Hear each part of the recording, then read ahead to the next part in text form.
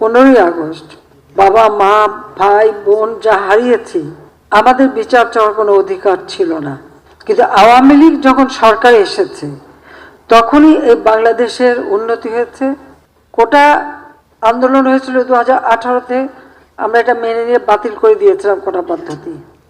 পুরা জুন মাস চলে গেল, জুলাই মাসের 7 তারিখ থেকে হঠাৎ দেখি আবার কোটার জন্য আন্দোলন, যখন কোটা পদ্ধতি নাই আর আন্দোলন না, সেখানে দেখা গেল ঝাঁকে ঝাঁকে সব জড়ো হয়ে যাচ্ছে। তাদের এক দফা দাবি ছিল কোটা সংস্কার, সেই যে দাবি করেছে সেই দাবি সংস্কার করে দেওয়া হলো, কিন্তু সেই সংস্কার করে দেওয়ার পরেও তাদের আন্দোলন থামে না, দাবি থামে না।